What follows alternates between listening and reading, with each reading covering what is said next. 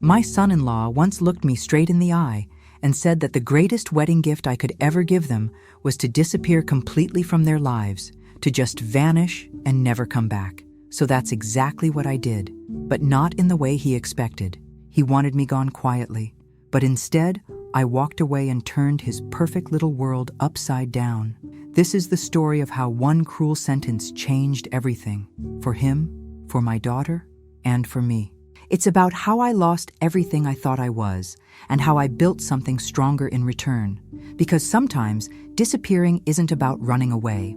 It's about finally being seen. Before we continue with this story, don't forget to subscribe to the channel and like the video, because when you stop doing this, YouTube understands that you don't like this content and stops recommending good stories like this. Oh, and don't forget to comment below where you're watching us from. We love to know that.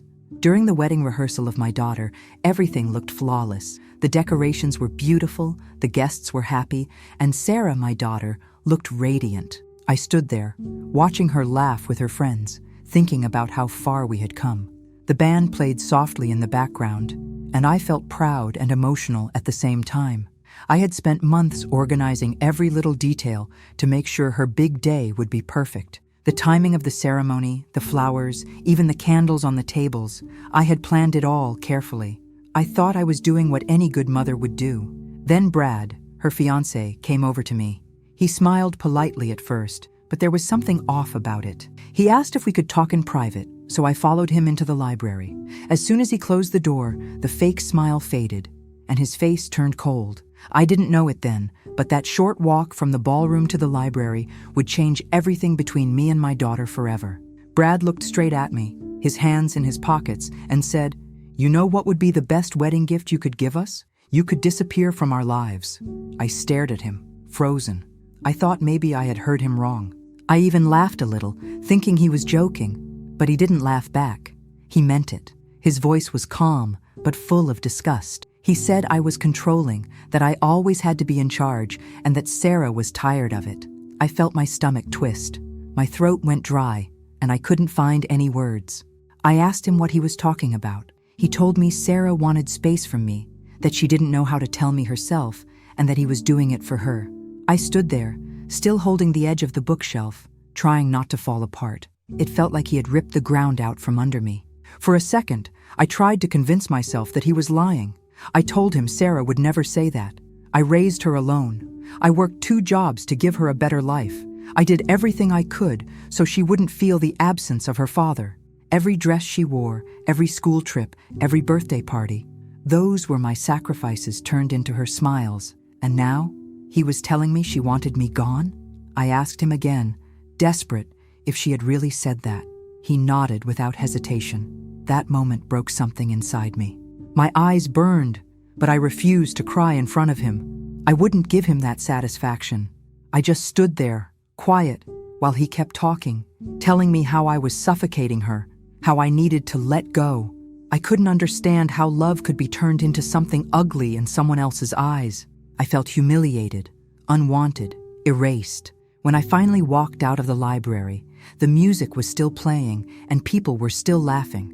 No one noticed anything had happened. Sarah was smiling, holding Brad's hand, looking happier than ever. I watched them from a distance, wondering if she really wanted me gone, or if he had twisted her words. My heart felt heavy, but I forced a smile when she looked my way. I didn't want her to see the pain on my face. I stood in the corner, pretending to check my phone, pretending everything was fine. The rest of the rehearsal passed like a blur. I could hear the sound of people talking, the clinking of glasses, but everything felt far away. Inside, I was breaking into pieces, but outside, I stayed calm. Years of holding myself together had taught me how to hide pain well. That night, after everyone left, I sat in my car in the empty parking lot. I couldn't bring myself to drive home. I just sat there, staring at the steering wheel. His words echoed in my head. You could disappear from our lives. I thought about Sarah's childhood, how she used to hold my hand when she was scared, how she'd call me her best friend.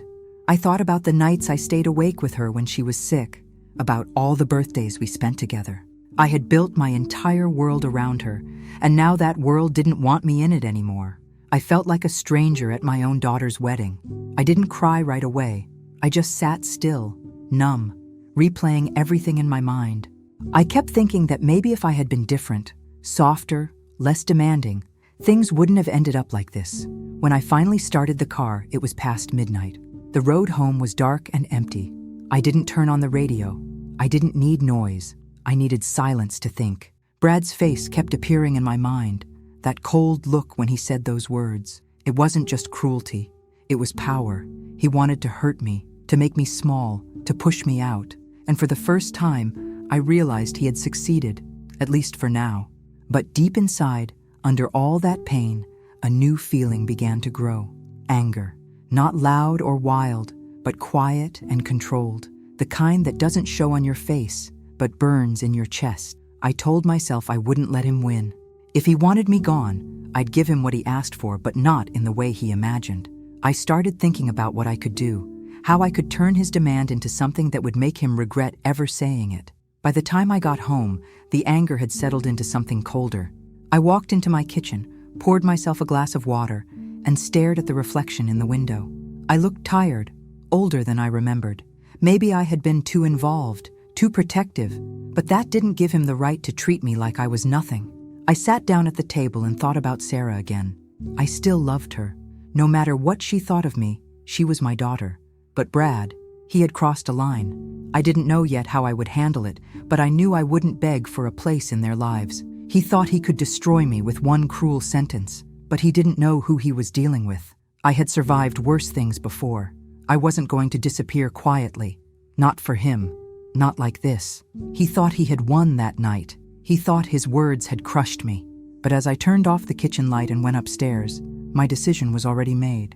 I would give him exactly what he wanted, but I would choose how. He asked me to disappear, and I would, just not in the way he expected. That thought brought me a strange sense of calm. The pain was still there, but now it had direction. I wasn't going to scream or argue or beg. I was going to act. That was the night everything changed for me. Brad thought he had ended something, but he had just started it. I woke up before the sun came up. The house was quiet, and for a while I just sat there in bed, staring at the ceiling. My head was heavy from the night before, but I knew I wouldn't be able to go back to sleep. I got up, went to the kitchen, and made coffee. The smell filled the room, but it didn't make me feel any better. I sat at the table with the mug in one hand and my laptop open in front of me. My fingers hovered over the keyboard for a long time. I kept hearing Brad's words in my head, how he wanted me gone, how I was the problem. At first, I wanted to forget it, to just let it go. But the more I thought about it, the more I realized he had made a mistake by underestimating me. If he wanted me to disappear, I would, but not before I made him regret asking for it. I took a deep breath and started typing, calm and focused, like I was about to do something important. The first thing I did was open my email. I searched for the contact of the real estate agent who managed the house by the lake. That place had been a symbol of everything Brad wanted. The money, the comfort, the perfect image. He had always acted like it was his, but it was mine. I typed a short message to the agent. Immediate sale, no delays. I read it twice before hitting send. That was the first move. Then I opened my notebook, where I had been keeping notes for months. Names, dates, receipts, screenshots. Everything about Brad's secret deals, his fake investments, his debts. I had kept it all, waiting for the right time. Now, that time had come. He thought I was just a controlling mother, but I was more than that. I was patient, observant, and I remembered every lie he ever told. While finishing my coffee, I felt a strange calm. The plan was forming, and it made sense. I wasn't going to yell or confront him. I was going to expose him. After checking that the email had been sent, I made my next call. It was to the wedding buffet service. The woman on the phone sounded cheerful, asking if everything was okay for the big day. I told her I wanted to make a small change, something simple. "Could you place one white envelope on each table?" I asked. 67 in total. She said it wouldn't be a problem. I thanked her and hung up. My hands weren't shaking anymore. I opened a new document on my computer and started preparing what would go inside those envelopes. It wasn't a love letter, not an apology, but the truth. Each one would hold copies of the documents I had gathered: bank records, fake company names, proof of scams he had pulled on people who trusted him. Every guest at that wedding would see who Brad really was. The charming man they thought they knew would be finished by the time the night was over. And I didn't even need to raise my voice to do it. As the hours passed, I kept working. I organized every file, labeled every folder, printed every piece of evidence. I checked and rechecked to make sure there were no mistakes. My printer made a soft, steady sound as page after page came out. The pile on my desk grew thicker. I thought about the faces of the guests when they opened those envelopes. I imagined the silence that would follow, the whispers, the confusion. It wasn't revenge just for me. It was justice for everyone he had fooled. When the printer stopped, I took each paper, folded it carefully, and slid it into the envelopes one by one. The stack of them looked neat and clean on the table, almost innocent, but I knew the chaos they carried. My living room was filled with the smell of ink and coffee. The sun had started to rise outside, and light came through the blinds, cutting across the room. I paused for a moment and looked at everything I had done. There was no turning back now. I leaned back in the chair, tired, but strangely peaceful. For the first time since that awful night, I felt in control again. Brad had thought he could take away my dignity with a few cruel words. He had no idea who he was dealing with. I thought about Sarah, my daughter. I knew she would be hurt, confused, maybe even angry at me, but I couldn't let her live a lie. Brad was not the man she thought he was. He was a fraud, a liar who used people to get what he wanted. Maybe one day she would understand why I had to do this. For now, all I could do was finish what I started. I placed the envelopes in neat rows on the table, counted them again, 67, one for each table at the wedding. I took a deep breath and smiled faintly. Everything was ready. When the sun was finally high enough to fill the kitchen with light, I picked up the stack of envelopes and tied them together with a rubber band. They felt heavier than paper should feel. I carried them to the counter, sat down again, and stared at them for a long time. My coffee had gone cold, but I didn't care. I could hear birds outside and the sound of a car passing by, but the world felt distant. I wasn't the same person I had been yesterday. Something inside me had changed during the night. The woman who used to worry about every little detail of her daughter's wedding was gone. The woman who used to care about being liked, being needed, she didn't exist anymore. In her place stood someone calm, determined, and ready to do what had to be done. That morning, I stopped being the bride's mother. I became the one person Brad would never forget. The day started bright and clear. The sky was open and blue, not a single cloud in sight. Everything looked perfect, like the world itself had decided to smile for Sarah's wedding day. The garden was filled with flowers, every color neatly arranged just the way she wanted. I watched from the window as the decorators made their final touches. People were already arriving, laughing and talking, unaware of what the day would bring. Sarah was in her room getting ready, surrounded by her bridesmaids. She looked beautiful, glowing with happiness, and for a moment, I almost forgot what was coming. I felt calm, steady, not nervous, not angry, just focused. I had done everything I needed to do.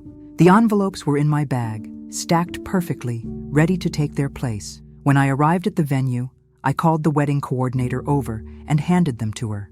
One at each table, I said quietly. She smiled and nodded, not asking a single question. I thanked her and walked away. My hands didn't shake. I felt like I was watching everything from a distance, like the world had slowed down just for me.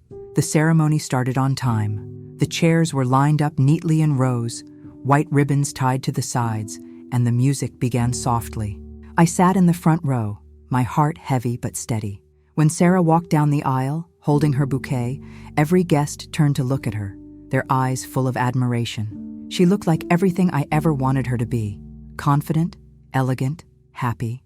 Brad stood at the altar, smiling like he deserved her. I forced myself to watch without letting my feelings show. The vows were emotional, and everyone around me was wiping away tears. When she said "I do," I felt something inside me break and heal at the same time. It was strange. I wasn't angry anymore. I had already made peace with what I was about to do.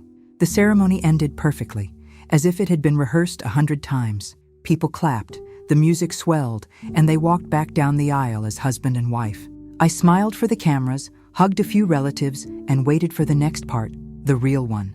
The reception hall was decorated beautifully. The tables sparkled with glassware, the lights were warm and soft, and everyone was in a cheerful mood. Laughter filled the room.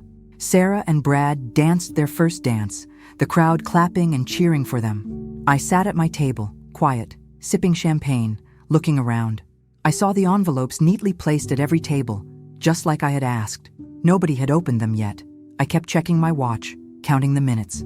The music changed, people started eating, and the noise in the room grew louder. I could see Brad moving from table to table, shaking hands, smiling like the perfect husband.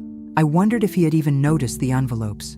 Probably not. He never paid attention to details. When the master of ceremonies took the microphone, my heart beat a little faster. "Ladies and gentlemen," he said cheerfully, "there's a small gift from the bride's family waiting for you on each table." Everyone looked around, reaching for the white envelopes in front of them. That was the moment I had been waiting for. One by one, people opened them. For a few seconds, there was nothing but the soft sound of paper being torn. Then came the silence. I could feel it spreading across the room like a wave. The laughter stopped. The music kept playing quietly in the background, but nobody was listening anymore. I watched the faces of the guests, confused, shocked, disgusted. Some whispered to each other. Others looked directly at Brad. He froze where he was standing, his smile gone. He looked from one table to another, realizing that something was very wrong. The first murmur turned into a buzz of voices. People started pointing, holding up the documents, asking questions. I could hear words like fake company, debt, fraud. Brad's friends looked furious. One man stood up, waving the papers in his hand, demanding an explanation. The chaos had begun. I didn't move. I just sat there, watching everything unfold exactly as planned. The noise grew louder by the minute. Brad tried to talk, but his voice was drowned by the crowd. Guests were arguing. Some left their tables, others started recording with their phones. Sarah stood near the dance floor, her eyes wide, her face pale. She looked lost, like she didn't understand what was happening. Brad reached for her, but she stepped back, clutching one of the envelopes in her hands. I could see the tears forming in her eyes. My heart tightened, but I stayed seated. I had imagined this moment so many times, but living it was different. It wasn't satisfaction I felt. It was something quieter, heavier. The truth was finally out. Brad's perfect image was falling apart in front of everyone who once admired him. He tried to speak to the master of ceremonies, to the guests, but no one wanted to hear him. The more he talked, the worse it got. His lies were exposed, and there was nothing he could do to stop it. As people started leaving their seats, I stood up slowly. I picked up my champagne glass and looked toward the center of the room. Brad was surrounded, trapped by questions he couldn't answer. Sarah's friends were comforting her, but she couldn't take her eyes off him. Her wedding day had turned into a nightmare. I felt a small sting of guilt, but I pushed it away. He had brought this on himself. I raised my glass slightly, and when he finally noticed me, our eyes met for a second. His face was pale, full of fear and confusion. I gave him a small, calm smile. Then I whispered softly, so only I could hear it, "Happy wedding, dear." I took a sip of my drink, turned, and walked away. The music had stopped by then. Behind me, I could still hear the shouting and crying, but I didn't look back. For the first time in a long while, I felt at peace. The police arrived shortly after everything fell apart. The reception hall looked like a battlefield. Tables were overturned, flowers that once decorated the place were scattered and crushed on the floor, and guests were shouting over each other, trying to understand what had just happened. Some people had already left, while others stayed behind, whispering and pointing. Sarah was sitting near the stage, crying uncontrollably, surrounded by a few friends who didn't know what to say to her. Brad stood in the middle of the chaos, trying to explain himself, his face pale and sweaty. The moment the officers entered, their uniforms caught everyone's attention, and the room went quiet for the first time that night. I stood near the back, watching everything unfold. I didn't move. I didn't speak. The plan had already done its job. The truth was out, and now it was time for the consequences to come. Brad kept talking, trying to convince the police that it was all a misunderstanding. He said someone was trying to ruin him, that the documents were fake, that it was all part of some revenge plot. His voice cracked, and he sounded desperate. But the officers didn't seem convinced. They had seen enough evidence to know it wasn't just a rumor. One of them asked him to calm down and handed him a piece of paper, an arrest warrant. I could see the panic in his eyes when they told him he was under arrest for fraud and embezzlement. He tried to resist, saying it was all a mistake, but it was useless. People were recording with their phones, whispering to each other, shocked to see the groom being taken away in handcuffs on his wedding night. I felt a mix of satisfaction and sadness. I hadn't planned for this exact scene, but deep down, I knew this was the only way it could end. Sarah stood up suddenly and ran toward him. "Brad, please tell me it's not true," she cried, her voice trembling. He looked at her, but he didn't answer. He just shook his head weakly, mumbling something about lies and betrayal. The officers began leading him away, and the crowd slowly cleared a path. The noise returned. People talking, gasping, some trying to comfort Sarah while others just stared. I stayed where I was, silent, my eyes following them as they took him outside. It was strange to see how quickly everything had fallen apart. The flowers, the music, the laughter, all gone in a matter of minutes. The perfect wedding had turned into a public disaster. The police car's lights flashed through the windows, coloring the ruined hall in red and blue. That was the moment I knew there was no going back for any of us. When I turned around, Sarah was standing a few feet away from me. Her makeup was smeared, her hands shaking. She looked at me with wide, hurt eyes. "Mom, you knew?" she asked, her voice breaking. For a second, I couldn't speak. Then I nodded. "I knew," I said quietly. "And I tried to warn you." She stared at me, confused, angry, and heartbroken all at once. Then her expression softened, and she started crying again, harder this time. I went to her and put my arms around her. She leaned into me like she used to when she was little, when things went wrong and she needed comfort. "I'm sorry," she whispered through her sobs. "I didn't believe you. I should have listened." I held her close, brushing her hair back from her face, and said softly, "A mother's love doesn't disappear, not even when the world falls apart." Around us, the guests began leaving.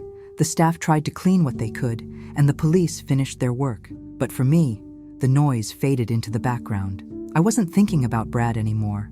I wasn't thinking about what people would say or how the story would spread. All I could feel was my daughter's heartbeat against mine, and the quiet realization that this moment wasn't about revenge. It had never been. It was about freeing her from someone who had been deceiving her, from the illusions she had built around him. For months, I had carried anger and pain, but now all of that was gone. What remained was peace. Later that night, after everyone had left and the hall was nearly empty, I sat with Sarah outside on the steps. She was quiet, staring at the parking lot where the police cars had been. The sky was dark now, the air still. She looked tired, but there was something different in her eyes. Clarity. She turned to me and said, "I thought today was supposed to be the happiest day of my life." I took her hand and replied, "Sometimes the truth ruins what we thought was perfect, but it also sets us free." She nodded, not saying anything else. I squeezed her hand and smiled faintly. That night, as we finally went home, I realized that I hadn't lost my daughter. I had gotten her back. For the first time in a long time, I saw her as she really was, strong, aware, and finally awake. A few days later, I got a visit from the detective who had handled Brad's case. I was in the kitchen when the doorbell rang, and when I saw him standing there, I felt that familiar tension return to my chest. He told me there was something new, something I needed to hear. We sat at the table, and he explained that Brad hadn't been working alone. There was another man involved, someone who used the same methods, the same tricks, just in different places. His name was Tyler Reynolds. The detective showed me a few photos and explained that Tyler was currently targeting another family, pretending to be someone he wasn't. The victim this time was a young woman named Emma Ashworth, daughter of a wealthy widow named Victoria. As he spoke, I could see the same pattern forming, the charm, the lies, the manipulation. It was like watching Brad's story all over again, only with different names. When he left, I sat there for a long time, thinking about that girl and her mother, wondering how close they were to losing everything the way Sarah almost had. I told Sarah everything as soon as she came over that afternoon. She listened quietly, her face serious, her hands clasped tightly on her lap. When I mentioned Emma's name, she frowned and said, "We have to warn them." I nodded. We both knew what it was like to be deceived by someone like that, someone who looked perfect but was rotten underneath. So we called Victoria Ashworth and asked to meet. She sounded surprised, but agreed right away when we told her it was about her daughter's fiancé. When we arrived at their house the next day, Victoria greeted us at the door. She was a tall woman, well-dressed, polite, but I could tell she was nervous. Emma came in a few minutes later, young, beautiful, and clearly in love. I saw the same blind trust in her eyes that Sarah once had. I introduced myself, explained what had happened with Brad, and told them what we knew about Tyler. At first, they didn't want to believe it, especially Emma. But when we showed them the photos, the documents, and the detective's notes, their faces changed. Victoria didn't hesitate after that. She looked at us and said, "Let's stop him." The idea was simple but effective: a dinner. Tyler believed it was just another family evening where he would continue charming everyone and solidifying his lies. We arranged everything to look normal: candles, fine dishes, polite conversation. But there were small details he didn't know about. Hidden cameras in the corners, microphones under the table, and the detective nearby, ready with his team. We practiced the questions we would ask, subtle ones about his past, his work, his supposed friends and family. Sarah helped with the setup, checking every camera twice, while Emma played her part perfectly, pretending everything was fine. I sat with Victoria earlier that day, helping her keep calm. She looked scared, but determined. I told her, he'll trip over his own lies. Just wait. That evening, when the doorbell rang, I felt that same tightness in my stomach again, the same mix of fear and anticipation. Tyler arrived right on time, smiling like he owned the room. He was handsome, well-dressed, and had that smooth, confident voice that could make anyone believe him. He greeted Victoria with a kiss on the hand, hugged Emma gently, and even complimented Sarah and me as if we were old friends. It was easy to see why people trusted him. He seemed perfect. We sat at the table, and for a while, everything went according to his plan. He talked about his business trips, about the clients he had abroad, about how much he cared for Emma. But when Victoria asked one of the questions we had rehearsed, I saw his smile falter for just a second. Then another question came, one about his supposed company's name, and he gave a different answer than the one he'd told Emma before. Sarah noticed immediately. We kept going, slowly cornering him, one innocent question at a time. His charm started to fade, and a drop of sweat appeared on his forehead. The mask was slipping.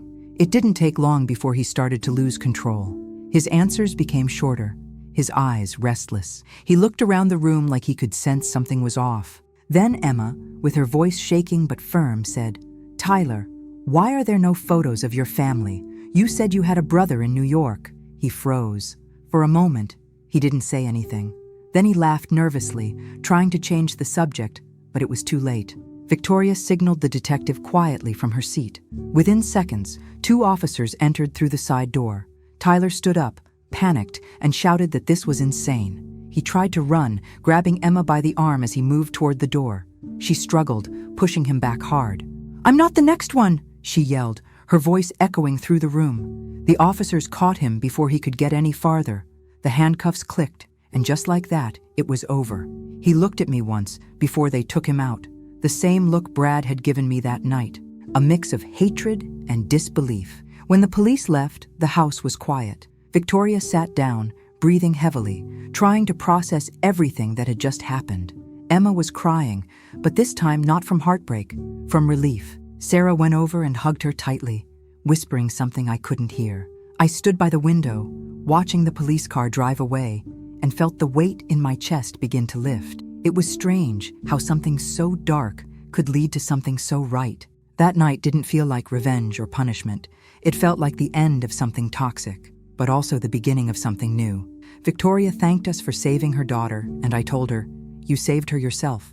We just showed you the truth." As we left their house, I looked at Sarah walking beside me, calm, strong, finally healed. And I knew that what had started as a mother's pain had turned into something bigger.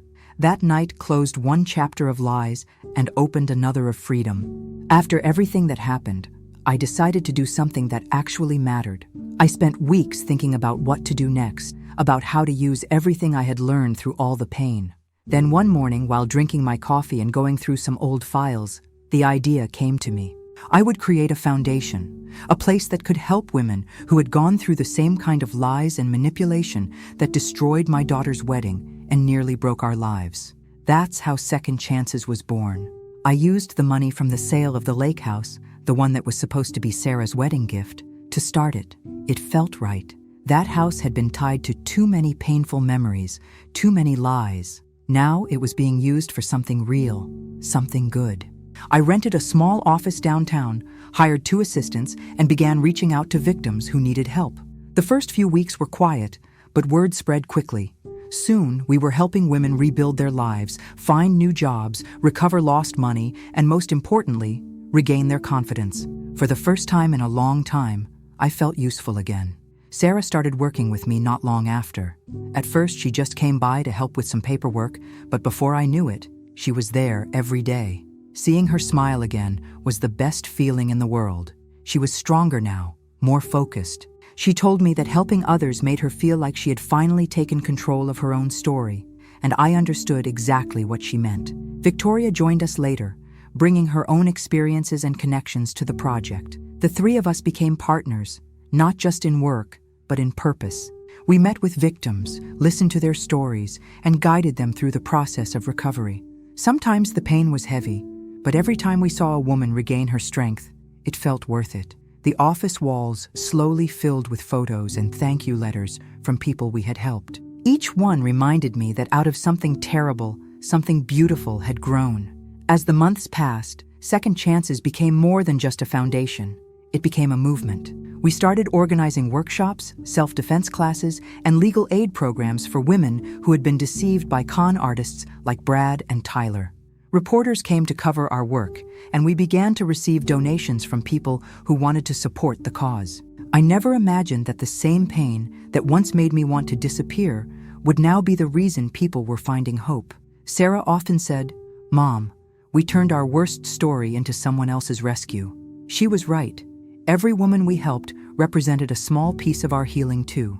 Victoria would often bring coffee in the mornings, and we'd sit together planning new projects, laughing in ways I hadn't thought I could anymore.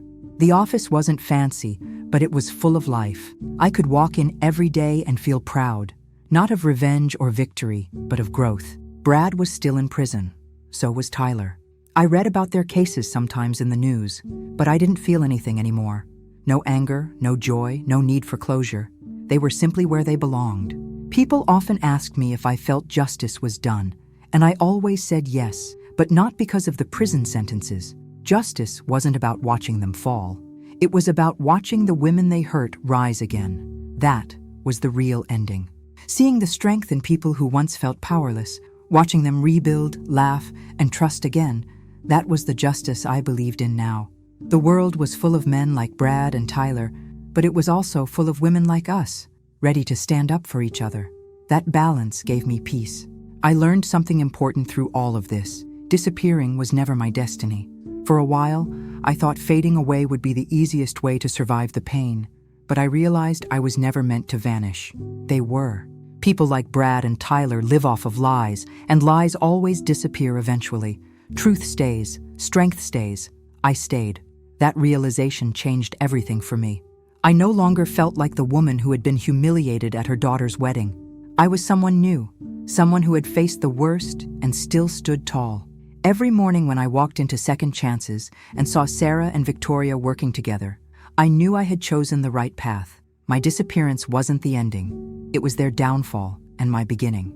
Sometimes, late at night, I think about how far we've come. My old life feels like it belonged to someone else. The pain, the fear, the humiliation, all of it led me here, to this new chapter. The best gift I ever gave wasn't the lake house or the perfect wedding plans. It wasn't even the revenge I once thought I wanted. The best gift I ever gave was to myself, the chance to start over. A new life, one built on courage, honesty, and purpose. I finally learned that strength doesn't come from pretending everything is fine. It comes from standing up after everything falls apart and choosing to live anyway. That's what Second Chances is really about. Not just for the women we help, but for me too. I didn't just rebuild my life. I created a new one that I truly deserve. Finally, we've reached the end of this story. I'm extremely happy that you've made it this far. Thank you very much for watching. Comment below what you thought and what was the best or worst part. Don't forget to subscribe. Until next time.